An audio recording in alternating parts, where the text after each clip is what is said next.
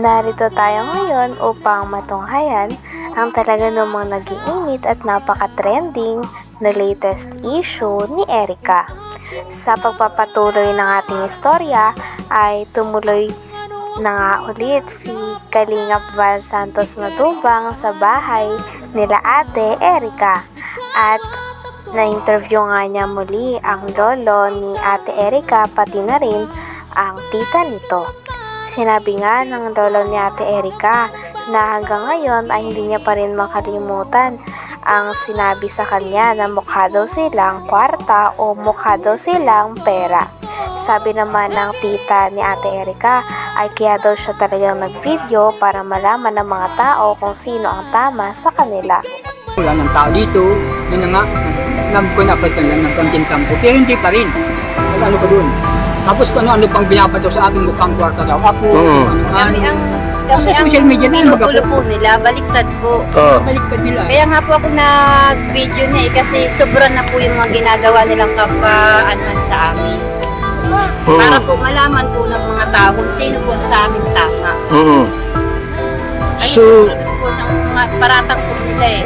Nandyan din po yung ebidensya na sinasabi nila sa akin, nandyan hindi ko ini-erase yung mga text.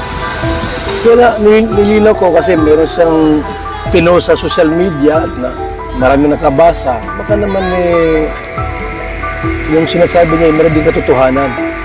Kaya pumunta ako dito. Hindi po kami natatakot, Kuya Bal. At ang Nakakatotohanan lang. totoo niya, tututusan niya. Ako ang marunong akong magkuhan sa Yan Kuya Bal, babae na yan. Ito yun. Opo, yan. Ay, ito yan ha. Oh, yan, Opo, yan. yan. Ito yan ang mga kalingap po. So yan o. Butog ginawa. Pinakita pa nga ni Kalingap Val Santos Matubang ang picture ng naninira kay Lolo Miguel at sa tita ni Ate Erica pati na rin sa buong pamilya nila. At sinabi nga ni Lolo Miguel na hindi naman totoo ang kanilang mga pinagsasabi at kaya nga daw nag-video na ang tita ni Ate Erica nang sa ganon ay malaman ng mga tao ang mga kasinungalingan na sinasabi sa kanila. Talagang nagagalit na nga si Lolo Miguel dahil napakaraming sinasabi na hindi totoo dahil sa kanila, lalo na nung lumabas pa ang isang post ng isang babae na involved din sa pag-aaway ni Ate Erica at ng kanyang pamilya. Ano? Nakialam sa buhay ninyo. Eh, hindi ko po alam. Lagi po Ewan ko kausapin na- nila eh. Ano? Sinabi. Tapos sinisira-siraan kayo. Hindi ko po nakikita. Ngayon lang yan. Ngayon ko lang nakita sa telepon. Yung pong sabing ano niya, yung syuta po niya. Sino shoota? Ano, Shoot. ang pag- Jowa nito? Jowa po niya. Ah, may jowa ito, tumboy? Ano pangalan? Si Amy. Basta yung kung nagpunta dito po ng mga ilang. May girlfriend. Opo. Yun po ang nagpunta dito. Yun po ang nagano. Pero mabait naman po yun. Mabait naman yon. Pumunta rito. Nagpunta dito. Anong ginawa rito? Yun po, nagpunta po dito nung nandito pa po nung sila Erica na nakatira. Yung mga- Mayroon ka palang jowang tomboy? Wala mo bang pakialam dyan kung may jowa ka o wala? Pero mabait po yun. Yan lang. Ngayon, sinong pera yung ginamit? Pera nila o pera ni John Ed? Kaya yun. Yun eh po yun. Kami po ang magpapatunay po doon. Grabe at todo nga ang pagsalungat ng lolo ni Ate Erica sa mga message at post na binabasa sa kanya ni Kalingap Val Santos Matubang. Talagang walang katotohanan daw ang mga ito dahil lang totoo daw ang sinasabi nila. Talagang hindi nga din daw sila natatakot dahil alam din nila sa sarili nila na nagsasabi sila ng totoo. At kitang-kita din na naniniwala naman si Kalingap Val Santos Matubang sa sinasabi ng pamilya at lolo pati na rin ng tita ni Ate Erica. Grabe at patagal ng patagal ay mas lalo na nga umiinit ang mga balita tungkol sa issue ni Ate Erica. Sino nga ba ang talagang may mali sa issue na ito? po, tumigil kayo kung ayaw ninyong malaman ang katotohanan ng mga tao na binabaliktad ninyo sa amin na wala namang kaming alam. Wala naman sa akin. Ayun, kasi andito lang po ako mga kalinga para i-clarify ito. Ayoko naman po na parang daldal ko tapos yung pala tama si N. Punyakay Torres, you know. Hindi namin yung Eh, Lolo Migs, ano kaya yung topic natin dito? Di ba, pera at ikaw ang may hawak yung pera, hindi si May. Dahil kayo ang bumili ng gamit. I have some evidence of what happened from the start. Yung pirang yun, ibinibigay lang sa akin para bumili ako ng mga mga gagamitan sa bahay. Pero nasa kanya ang pira, siya ang na-withdraw. Siya ang uli-uli mag-asawa sa dai. doon na sila natutulog. Doon sila natulog. Pag makain sila, hindi gusto ng ulam dito, doon sila nakain sa dai. Sino? Yung sila? Asawa, Sila May. sila yung takdo. Buhay ray na. Sinabi pa nga sa post na talagang parang sobra na daw ang pamilya, lalo na ang tita ni Ate Erika at ang lolo ni Ate Erika sa kanya. Kaya naman pinagtatanggol nga ng post na ito si Ate Erika at ang kanyang ate.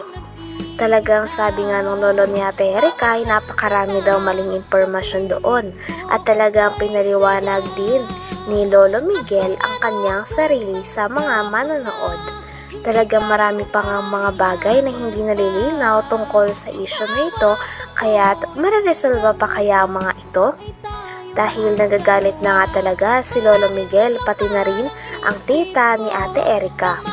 Talagang habang patagal na patagal ay mas umiinit na nga ang issue nito. Sino nga ba ang tunay na may mali? Ang pamilya ba ni Ate Erika o sila Ate Erika at ang kanyang ate? Buhay rin na nga. Nangyayari. Ano? Talaga. Uuwi yan dito, ni isang mansanas, hindi man lang bigyan yung apo. Grabe naman. Ayun. Kaya po, kasi nangalingan po yung sinasabi po niya ni Amy Torres.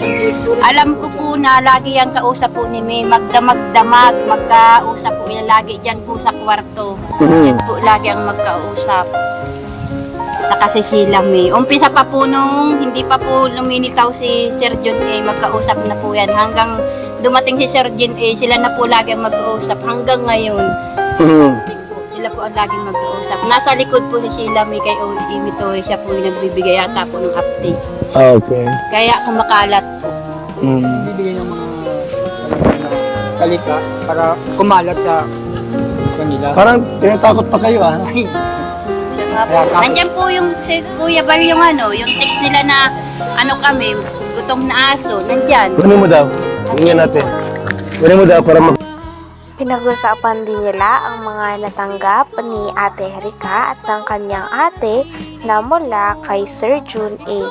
Kasama na nga ang pabahay, pati na rin ng NMAX na motor, pati na rin ng tricycle na tulong sa kanila.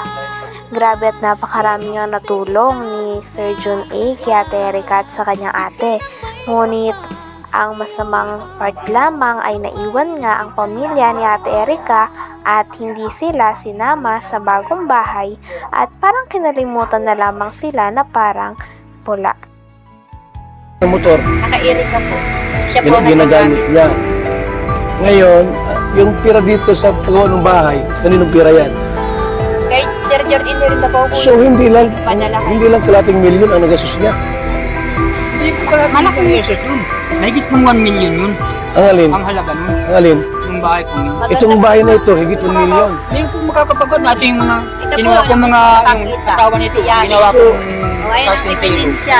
So tayo, kung tutusin, kung pintahin lahat, ba't ang mga 2 milyon ang pirang binitiwan ni Sila lang John A? nagpaganda. baka higit hanggang loob ng bahay. Hindi, kasi may inmax pa. May motor, sidecar, may lupa pa sa dait. Grabe, mayaman si John A. pala, no? Kaya nga po sabi ko po, tumigil kayo kung ayaw ninyong malaman ang katotohanan ng mga tao na binabaliktad ninyo sa amin na wala namang kaming alam. Wala naman sa akin. Ayun, kasi andito.